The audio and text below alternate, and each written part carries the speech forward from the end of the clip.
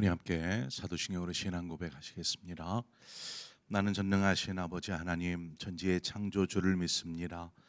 나는 그의 유일하신 아들 우리 주 예수 그리스도를 믿습니다. 그는 성령으로 잉태되어 동정녀 마리아에게서 나시고 본디오 빌라도에게 고난을 받아 십자가에 못 박혀 죽으시고 장사된 지 사흘 만에 죽은 자 가운데서 다시 살아나셨으며 하늘에 오르시어 전능하신 아버지 하나님 우편에 앉아 계시다가 거기로부터 살아있는 자와 죽은 자를 심판하러 오십니다. 나는 성령을 믿으며 거룩한 공교회와 성도의 교제와 죄를 용서받는 것과 몸의 부활과 영생을 믿습니다. 아멘. 우리 함께 찬송 150장 갈보리 산 위에 십자가 섰으니 주가 고난을 당한 표라. 찬송가 150장 함께 찬송하도록 하겠습니다. 찬송가 150장입니다.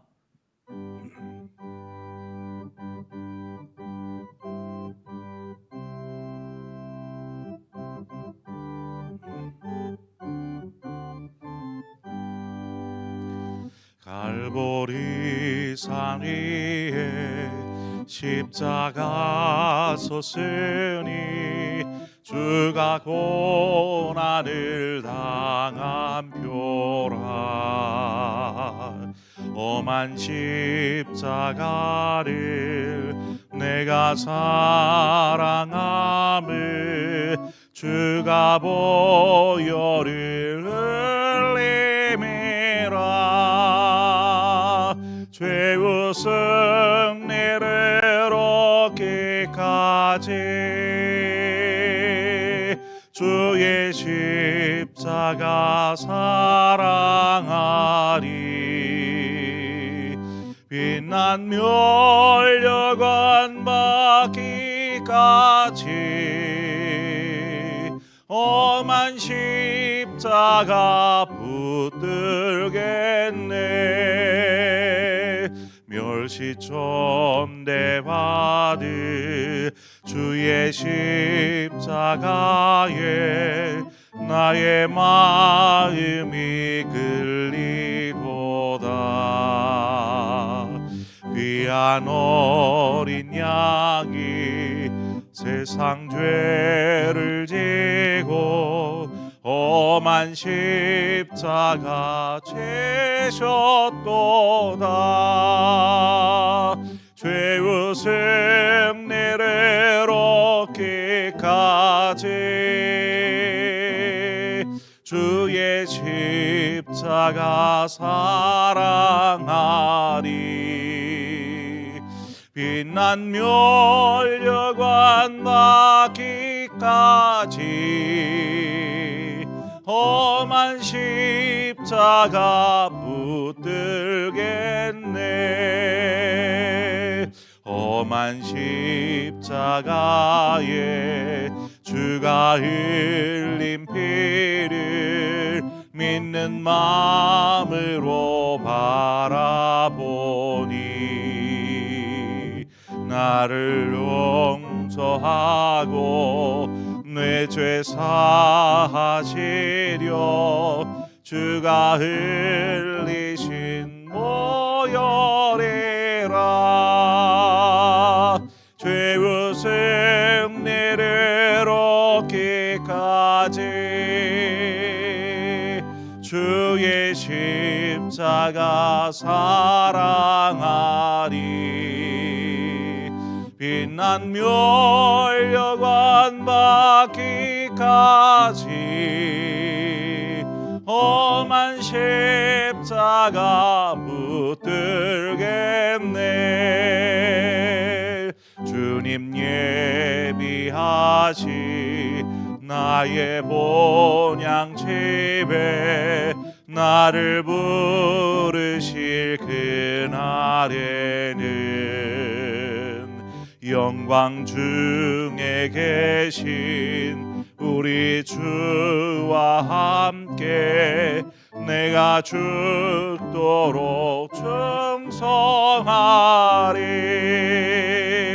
죄의 승리를 얻기까지 십자가 사랑하리. 빛난 멸려관 받기까지 험한 십자가 붙들겠네.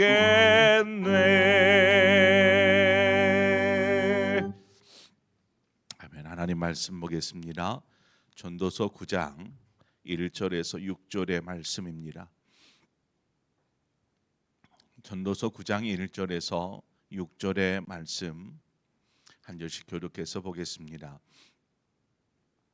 이 모든 것을 내가 마음에 두고 이 모든 것을 살펴본즉 의인들이나 지혜자들이나 그들의 행위나 모두 다 하나님의 손 안에 있으니 사랑을 받을는지 미움을 받을는지 사람이 알지 못하는 것은 모두 그들의 미래의 일들임이니라.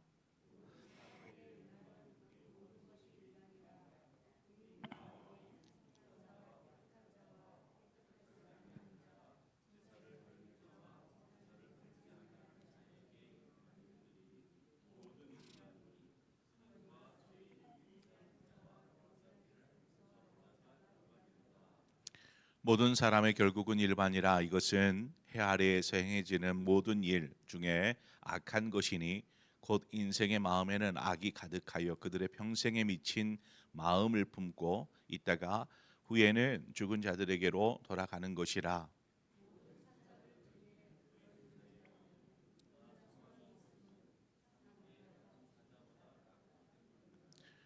산자들은 죽은 줄을 알되 죽은 자들은 아무것도 모르며 그들이 다시는 상을 받지 못하는 것을 그들의 이름이 잊어버린 바 됨이니라.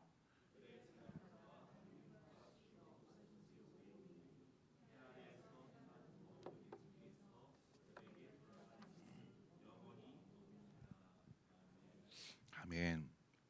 오늘 본문의 1절 말씀은 앞에 8장에서 다루었던 내용들의 어떤 결론과 같은 부분입니다. 오늘 그 1절의 중간 부분에 보면은 뭐라고 말하냐면 의인들이나 지혜자들이나 그들의 행위나 모두 다 하나님의 손 안에 있으니라고 말하고 있죠. 하나님의 손 안에 있다라는 것입니다. 이 구절과 유사한 구절이 그 잠언 16장 9절의 말씀이죠. 사람이 마음으로 자기의 길을 계획할지라도 그 길을 인도하시는 분은 여호와시니라 말씀하신 이 부분하고 연결이 되어집니다.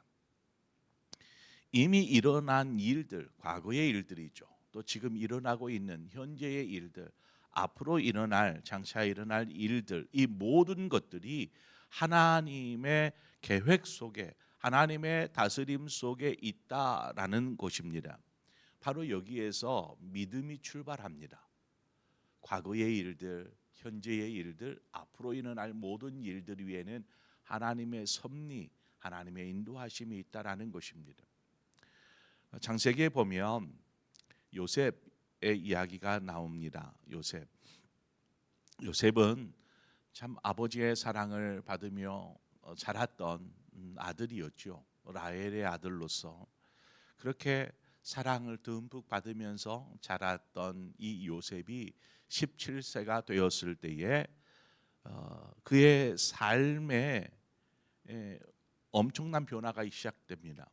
갑작스럽게 그의 삶이 그냥 나락으로 떨어지게 됩니다.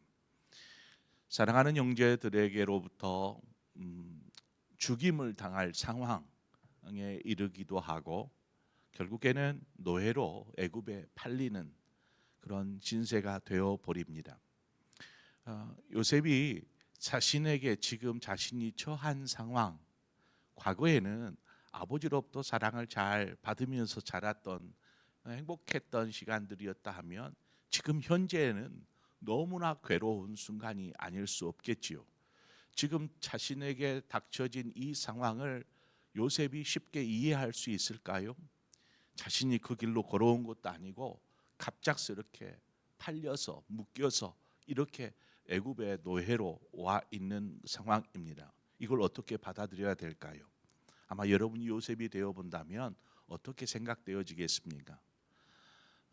앞서 살핀 구절을 바라보면 자신의 삶을 이렇게 바꿔버린 하나님을 향하여서 어떤 마음을 품겠냐라는 것입니다. 하나님, 제 삶을 다스리시고 인도하신다 하시는데 제 삶이 왜 이렇습니까? 라고 말할 수 있지 않겠습니까? 이것이 끝이 아니었습니다. 그런 상황 가운데에서도 요셉이 마음을 다잡고 보디발의 집에 종으로 들어가서 그곳에서 성실하게 또 정직하게 그렇게 행합니다. 그런데 여기서 억울한 누명을 써서 이제는 죄수의 신세가 되어버립니다. 감옥에 갇히게 되죠. 모든 자유를 빼앗겨 버린 그저 쇠창살 안에 갇힌 작은 창살 안에서 살아야 하는 신세가 되어버립니다. 다시 한번 묻습니다. 자신에게 일어난 이러한 일들을 어떻게 이해할 수 있으며 또 이런 삶으로 인도하신 하나님을 향하여서 어떤 마음을 품을 수 있을까요? 우리는 요셉과 같은 그러한 생각들을 할 때가 참 많이 있습니다. 삶이 누가 이렇게 막 출렁거리기를 원하며 누가 실패하고 낙담하기를 원하는 사람이 어디 있습니까? 하다 보니까 일이 잘 안 되어서 하다 보니까 문제 때문에 갑자기 인생이 나락으로 떨어진 것 같은 상황을 경험하게 될 때 우리는 그때에 하나님 앞에 어떤 생각을 하게 됩니까? 또 어떤 생각을 해야 할까요? 하나님, 왜 나에게 이렇게 행하십니까?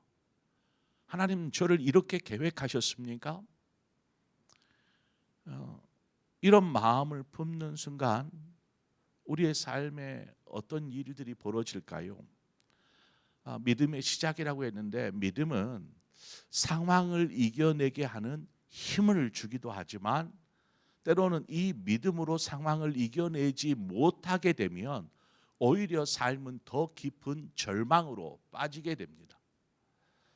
그래서 왜요 하나님, 이런 마음을 품는 순간에 우리의 믿음이 의심으로 바뀌기 시작하고 또 의심은 결국에는 나를 이렇게 하신 하나님을 향하여서 혹은 사람을 향하여서 증오와 혹은 그 불신으로 이렇게 바뀌게 될 수 있죠. 요셉의 경우를 보니까 요셉은 이 모든 상황, 자신이 겪은 상황, 이걸 도저히 이해할 수 없었습니다. 과거에도 그랬고 아버지의 곁에서 사랑을 받을 때에는 이런 거 생각할 겨를이 없었죠. 하지만 형들로부터 버림을 받는 그 순간 이후부터는 계속되어지는 이 생각을 하는 것입니다. 그러나 이 모든 상황을 자신은 이해할 수 없지만 요셉이 끝까지 하나님을 믿음으로 붙잡습니다. 모든 것이 하나님의 손 안에 있다라는 오늘 본문의 말씀, 이 말씀을 믿었고 그의 걸음을 인도하시는 분이 여호와시다라는 것을 믿었다라는 것입니다. 후에 요셉이 애굽의 총리가 되지만 총리가 되었다, 이건 별로 그렇게 중요한 것이 아닙니다. 이런 믿음으로 사니까 하나님이 축복 주셔서 총리가 되게 하셨구나, 이거 별로 중요한 것이 아닙니다. 요셉이 믿음으로 이런 상황 속에서도 하나님을 붙잡았다라는 것이 중요한 것이죠. 어떤 상황에서도 믿음으로 서는 사람은 그 사람이 다시금 일어서서 총리가 안 되어도 삶의 밑바닥을 쳐도 믿음 안에서 버틸 수 있고 또 다시 일어설 수 있다라는 것을 이야기해 주는 것입니다. 이번 사역자 수련회를 갔다 왔는데 사역자 수련회를 하면서 우연치 않게 제가 다녔던 일했던 그 유리 공장 옆을 이렇게 지나가게 되었어요. 그래가지고 제가 부교육자들에게 저기 내가 일했던 공장이라고 이렇게 알려주었습니다. 목사가 사역을 못하고 공장에서 일한다라는 것이 어떨 것 같습니까? 제가 이제 미국에서 돌아와서 사역을 하고 싶은데 아무리 발버둥을 쳐도 사역의 문이 열리지를 않았어요. 부목사를 구한다라는 그 공지가 올라오면 뭐 웬만한 교회들은 다 제가 이력서를 넣고 지원을 했던 것 같아요. 부목사로 저를 써주십시오. 그런데 아무런 연락이 없었습니다. 그 기간이 무려 10개월이었습니다. 이럴 수 있을까? 이럴 수 있을까? 하나님께서 왜 제 사역의 문을 열어주시지 않았을까? 지금 와서 생각해 보면은요, 제 삶의 그 시간, 그 10개월의 시간이 참 많은 공부가 되었던, 제게는 너무나 중요한 시간이 바로 그때였습니다. 가장 어떻게 보면은 제 삶의 어두운 시간들, 아픈 시간들이라고 말할 수도 있지만 하나님은 그만큼 그 시간을 귀하고 소중한 시간으로 바꾸시더라는 것이죠. 여러분, 우리가 겪는 일들이 참 버티기 힘들 만큼, 견디기 힘들 만큼 그런 일들을 겪게 될지라도 우리는 소망을 잃지 말아야 되고 믿음을 잃지 말아야 합니다. 하나님께서 그 시간을 소중하게 사용하십니다. 뭐 그 시간이 지나서 잘 되었기 때문에 그 시간이 소중한 것이 아닙니다. 그 시간은 귀하고 소중한, 분명히 본인 자신에게는 힘들고 고달픈 시간일지 모르지만 그때를 믿음으로 버틸 때 그 시간은 갑작스레 소중한 시간으로 바뀌게 되는 것입니다. 하나님의 일하심은 때론 우리가 잘 이해가 되지 않습니다. 어떻게 이렇게 하실지. 그러나 분명 우리의 삶을 선하게 하나님은 인도하신다라는 사실을 우리는 기억해야 합니다. 오늘 2절 이하에는 모든 사람이 지나야만 하는 길에 대해서 말하고 있는데 2절 서두에 보면 모든 사람에게 임하는, 그리고 3절 마지막에 가면 후에는 죽은 자들에게로 돌아가는 것이라, 이것이 모든 사람에게 일반이다라고 말하고 있습니다. 그러니까 죽음이라는 문제를 지금 본문에서 다루고 있는데 죽음은 누구도 피할 수 없다라는 것입니다. 그 사람이 아무리 뛰어난 사람이든 뭐 그 사람이 살면서 좋은 것을 많이 먹든 건강하기 위해서 열심히 운동을 하든 어떤 사람이든 죽음은 피할 수 없다라는 것입니다. 그 사람이 의인이 되었든 지혜자가 되었든 선한 사람이든 혹은 악한 사람이든 죽음의 문을 지나게 되어 있다라는 것이죠. 뭐 속된 말로 죽으면 아무 소용없다, 뭐 이런 말이 있지 않습니까? 죽으면 아무 소용이 없다. 그 말은 생명이 있는 날들의 가치를 이야기하는 것입니다. 살아있는 날의 가치. 그리스도인은 죽음 이후를 소망하는 사람들이죠. 그렇죠?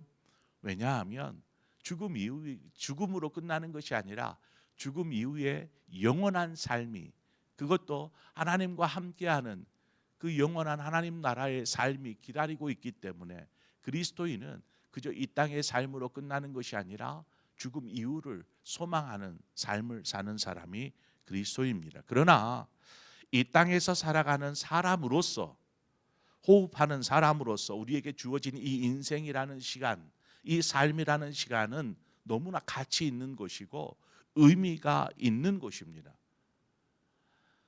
그러므로 우리가 하루하루를 최선을 다해 살아야지요.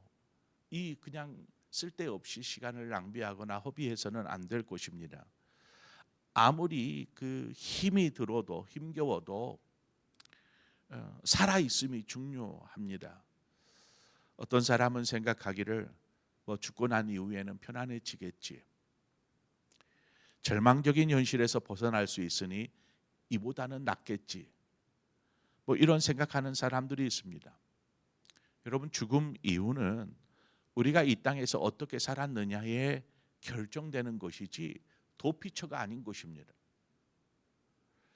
세상 사람들은 뭐 그렇게 생각할지 몰라요. 이 땅에서의 삶이 전부인 줄 알고, 죽으면 끝나니까 이 땅에서의 삶이 전부인 줄 알고 자기가 하고 싶은 대로 마음껏 그렇게 살아봅니다. 그런데 전도서에서는 계속 말하잖아요. 그 결국이 무엇입니까? 허무함입니다. 내가 그 젊은 날들을, 내 살아온 날들을 뒤돌아보니 마음껏 해본 것 같지만 아무것도 남은 것이 없는 이 허무함. 그래서 그 허무함만이 끝입니까? 결국 죽어서는 영원한 멸망에 이르는 것입니다. 우리가 이 땅에서 믿음으로 살아야 할 이유는 우리의 삶이 나락으로 떨어질 때에도 일어날 힘이 여기에 있으며, 뿐만 아니라 우리가 죽음 이후에 영원한 삶이 기다리기 때문에 우리는 믿음으로 살아야 하는 것입니다. 진정한 삶의 의미가 무엇인지를 우리가 알며, 또 어떤 상황에서도 우리가 낙심하지 않고 또 좌절하지 않을 뿐만 아니라 영생에 이르는 그 소망이 있음을 우리가 기억할 때에 오늘을 우리가 어떻게 살아야 할까? 믿음 안에 하나님을 붙잡고 살아가는 것입니다. 때로는 도저히 이해하지 못할 것이 있을지라도, 그런 상황을 만나게 될지라도 내 삶을 다스리시는 하나님, 그 삶을 인도해 가시는 하나님, 우리는 그 하나님을 바라보아야 하는 것입니다. 과거가 어찌되었든 그거 중요한 것 아닙니다. 현재의 삶 분명히 중요하죠. 근데 현재의 삶이 이런 저 밑바닥 같으면, 너무나 아프고 힘겹다라면 어떠해야 될까요? 그러나 우리는 앞으로를 바라봐야 하는 것이죠. 하나님이 우리의 삶을 어떻게 인도하실지, 총리가 되게 하시고 잘 되게 하시고 그렇게 하지 않을 수도 있어요.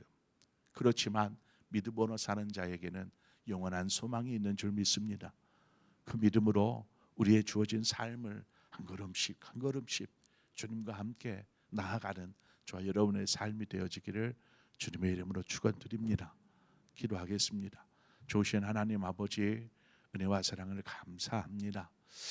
우리의 삶을 하나님 손 안에 있고 또 하나님이 친히 우리의 삶을 인도하심을 우리는 확신하고 믿습니다. 그런데 때로는 우리가 도저히 이해되지 않는 이러한 상황을 만날 때마다 때로는 하나님이 원망스럽고 의심되기도 합니다. 그럼에도 불구하고 우리가 믿음에서 떠나지 않을 것은 요셉과 같이 끝까지 믿음으로 서는 자가 정말 승리하는 자임을 우리가 알기에 오늘 또 우리가 믿음으로 주님과 함께 걷습니다. 뿐만 아니라 이 믿음으로 살 때에 우리에게 약속되어진 영원한 그 영생의 축복이 있음을 우리가 기억하면서 오늘도 주와 걷는 복된 한날이 될 수 있도록 인도하여 주시옵소서. 예수 그리스도의 이름으로 기도합니다. 아멘. 이 시간 우리 함께 말씀을 생각하면서 지금 나는 어떤 상태에 있는지, 내 삶은 어떤 상황에 있는지 한번 돌아보면서, 만약에 큰 탈 없고 평안합니다. 그러면 감사하십시오. 어려움이 있습니까? 하나님을 더 붙잡으십시오. 그리고 다시 일어서십시오. 하나님이 여러분의 삶과 함께하고 계시고 여러분의 삶을 친히 선하게 인도하여 주실 줄 믿습니다. 우리가 그것을 가지고 함께 기도하기를 원하고, 오늘 이 시간 우리 함께 교회를 위해서 기도하는 시간 갖도록 하겠습니다. 하나님, 하나님의 몸된 교회를 인도하여 주옵소서. 특별히 우리 겨울 성령학교 이번 주 토요일 주일 이렇게 아동부에 있고요. 또 목요일부터 토요일까지 우리 중고등부에 수련회가 계획되어져 있습니다. 이것들을 위해서 우리가 함께 기도로 중보하고, 또 교회에서 행해지는 모든 예배와 또 모임 가운데 늘 성령님 함께 하셔서 성도들의 마음이 이곳에서 용기를 얻고 힘을 얻고 사랑을 받고 은혜 가운데 그렇게 함께 기쁘게 사역 신앙생활 할 수 있는 그런 아름다운 교회로 세워지게 하옵소서. 우리 그런 마음으로 교회를 위해서 함께 기도하고, 우리 피택자들 훈련 중에 있는데 피택자들을 위해서 또한 기도해 주시기를 바랍니다. 우리 함께 기도하겠습니다. 하나님 아버지, 은혜와 사랑을 감사합니다. 아버지, 오늘도 이 시간 이 새벽 우리를 불러주셔서 하나님 주님 앞에 서게 하신 것을 감사합니다. 아버지,